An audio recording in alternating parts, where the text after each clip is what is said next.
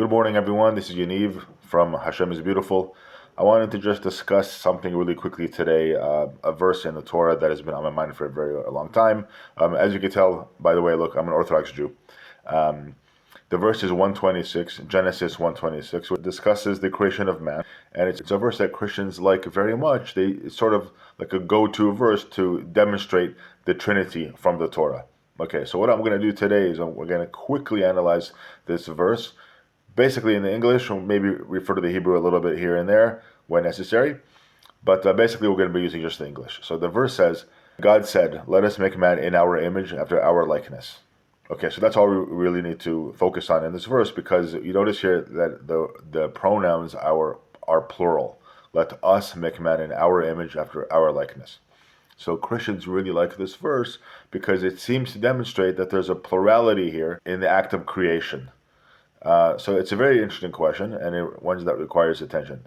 But perhaps the most interesting thing is that if you keep reading and look into verse Genesis 1:27, the very following verse, you see an interesting shift occur, which is, it's true, while 126 is grammatically in the plural form, the plural pronouns are used, 127 skips immediately back to the singular form. So it says, and God created man in his image. In the image of God, he created him, meaning man, he created man. Male and female, he created them. So it's very interesting. So first of all, as an aside, in the English, you cannot tell when the verb created is in the singular or the plural. You need the context for that. So for example, the word created, you would say in English, he created or they created. Whether or not the pronoun is singular or plural, the verb created is identical. Versus in Hebrew, that's not the case. In Hebrew, the verb created for singular is, in the singular past tense, is bar'a, or vayivra in this case. But the plural form would be baru, or vayavru. Okay, so what we have here in the Hebrew is vayivra, which is singular. So that's very relevant to our discussion, because what it means is that Genesis 1:26 reads like a declaration of intent. And why do I say that it's a declaration of intent? Because it says, and God said, let us make man in our image. So the word let indicates declaration of intent. Let us make man in our image, after our likeness. But then when it skips to 127, here's a very interesting shift here. In 127, there's no longer a declaration of intent. Here we have the act of creation. So 126 is the declaration of intent to create man, and 127 is the actual act of creating man. Now, as you see here, when God is creating man, it goes back to the singular. And God created man in his image, in the image of God, he created him. Male and female, he, not they, created them. That's very interesting. As a Christian, that poses the question to you, is that if indeed the Trinity is creating man, meaning if God is a Trinity and all three persons are creating man. By the way, why do I say this? Because I looked into this, because I was curious what Christians thought about this. And I looked up some different Christian websites. One of them was Crosswalk, if you're familiar with that one. But I looked up, and it seems like Christians believe that the entire Trinity, meaning all three persons in the Trinity, created man, because they're all God. So God in his entirety is involved in creating humanity. So all three persons created man.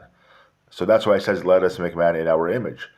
Okay, that's very good. But if that's really the case, then why in 127, when we see the act of creation taking place, it shifts to the singular, and God created man in his image, not, and God created man in their image, right? Because it says, and God said, let us make man. So if we're saying that there's a Trinity here, then we can say God said, let us make man, refers to the Trinity. But then it should follow, 127 should actually read as follows. And God created man in their image, in the image of God, they created him, male and female, they created them. That's how the verse should read if there really is a Trinity in the Torah. By the way, as Orthodox Jews, we have an alternative understanding of what us means, which I'll get to at the end of this video. But we have a reason for why it says us in 126. But this actually brings me up to another question, which is related, which is that, let's assume for the sake of the argument that God is a Trinity, that there really is a Trinity. That poses a very serious challenge to Christians that it does not to Jews. And that challenge is that this is the one verse in the entirety of the Tanakh where you have God speaking in a plural language. You could say Genesis 3:5 as well, but we're going to put that aside for a second because there's an alternate meaning for that as well. So maximum, there are two verses in the Torah, really more like one, but there are maximum two verses in the entire Tanakh, the whole Tanakh of Jewish scriptures, that God speaks in the plural. Now, the problem that this poses to Christians is very relevant because if God indeed is a Trinity, and God speaks in throughout the Tanakh on every single page, nearly every single page, you never ever get God speaking in the plural form except for Genesis 1:26 and arguably Genesis 3:5. Now, why is that?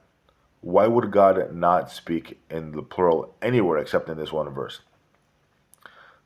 Christians may advance the answer that the creation of man is the most important act in the world. So therefore, it is important for the entire Trinity to be explicitly present in the creation of man. Well, that is an interesting question. If Christians indeed make that point, that's a very interesting point. But we have to follow up with a different question. Well, okay, so God makes man in his image. Yes. Okay, very good. So let's go with that line of thinking for a second and apply it to a few other verses in the Torah where we see God doing other things and God making declarations of intent to do other things, just like we have in Genesis 1:26. So let's get forward to Genesis 6:6, which is the context here is God right before the flood. God wants to destroy all the earth. And the verse says, Genesis 6:6 says, "And the Lord regretted that he had made man upon the earth, and he became grieved in his heart. And the Lord said, I will blot out man, whom I created from the face of the earth." So what we see here, you obviously know where I'm going with this. We have here God speaking to himself, as it were. God making a declaration of intent, just like in Genesis 1:26. And here what we see here, in contrast to Genesis 1:26, we see God speaking to himself in the singular. Now that's very interesting. If we apply the view that God is a Trinity to this verse, Genesis 6:6 and 6:7, it should read something like this. "And the Lord regretted that they had made man upon the earth, and they became grieved in their heart." You have to understand here, okay, this may be a subtle point. If in Genesis 1:26 we have a Trinity, and God said, "Let us make man in our image," let us make man in our image, then that us is the one who did the making, right? So then why in Genesis 6:6 do we have here, "And the Lord regretted that he had made man upon the earth"? Who made man? Who? He made man, not they. But Genesis 1:26, according to Christians, is that let us make man in our image. So they made man in their image, didn't they? So then why does it say he had made man upon the earth? It's very clear here that whatever is happening in Genesis 1:26, whoever is speaking is not a Trinity. It's not a Trinity, because then they would have professed to have making man elsewhere in the Torah, and this is just a little bit further down the Torah. This is only 5 chapters after chapter 1. So why are they now suddenly saying, why now is suddenly God acting as a singular and not as a Trinity? That's really the question. Okay, but let's think about this for a second. So if that doesn't suffice for you, we have another example in Genesis 18:17, where God again is making a declaration of intent. This time he is about to destroy the city of Sodom. And verse 17 says, "And the Lord said," by the way, I'm just going to stop right here. It said, "And the Lord said," singular said, not plural, "Shall I conceal from Abraham what I am doing?" Do you hear that? Shall I conceal from Abraham what I am doing? Again, we have God speaking in the singular form. And of course, this is sort of, I'm not trying to be pretentious here, but I'm just trying to point out the very clear and obvious fact that wherever God speaks in the Tanakh, it's always in the singular. It's always the singular pronoun, I, and the verbs are always singular, he. Rather, the verbs are always singular. He created, he said, he did, he spoke, he saw. It's never they. So that's a question that I pose to Christians. Okay, so now let's go back to Genesis 1:26, where it says, "Let us make man in our image." Um, One of the most famous Jewish answers to this, to explain why God speaks here, apparently, why we have here plural forms, plural pronouns, is that God is actually speaking to the angels. Now, you may as a Christian say, no, come on, don't tell me that, okay? You're just trying to get out of the Trinity. You don't want there to be a Trinity in the Torah. Well, it's actually not so much the case, because like I said, let's assume that you're right here, that it's not the angels, that it's the Trinity. Like I said earlier, in 126, God is making a declaration of intent to create. And in 120 and 127, you see here that it shifts back to the singular form. Now, if it's angels, it makes perfect sense.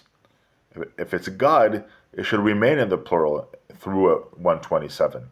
But if it's angels, if it's beings other than God, it makes perfect sense that they are not involved in the creation. Why is that? Because angels have no power to create. The only powers that they have are the powers that God gives to them. They have no powers of creation. They're not independent beings. They can't create. So therefore, it follows very sensibly that in 126, God is speaking to someone else. In this case, we say it's the angels. He's speaking with the angels. He's consulting with them, as it were, about the creation of man. But when it comes to creating man, they're not involved. They take a back seat, and God does it on his own, which is why it shifts from the plural to the singular. So you may ask then, okay, very, very nice, but then why is God even talking to them in the first place if they have no power? That's a great question. And our classic answer to that is that this is God's lesson to us in humility. God is teaching us, God is the sovereign here. God is the all-powerful, and he's consulting with beings that are lesser than him, have no power.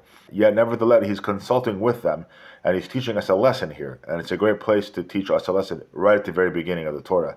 God is teaching us a lesson in humility and in modesty, is that even if you are, let's say, a superior over other people or beings or anyone you know in your life, that nevertheless you may and you probably even should consult with people that are apparently lower in stature than you. And this is a way of showing your modesty, a way of showing your humility. It's a very, very important lesson, and it's a great lesson. It's a very practical lesson that can apply to you in your everyday life, in your workplace, in your family life, in your friends, wherever you are, any social environment that you're in. The lesson of dealing with, I guess, inferiors, quote, people of lesser stature than you, hearing them out and consulting with them and letting their opinions be expressed and voiced, is a way of making peace. So why is Genesis 1:26 in the plural form? Because God is showing us how to make peace with others by consulting, in this case, angels who are inferior to him completely. But as we know, 127, all the words shift back into the singular, and God creates on his own because ultimately he is the authority. Good day.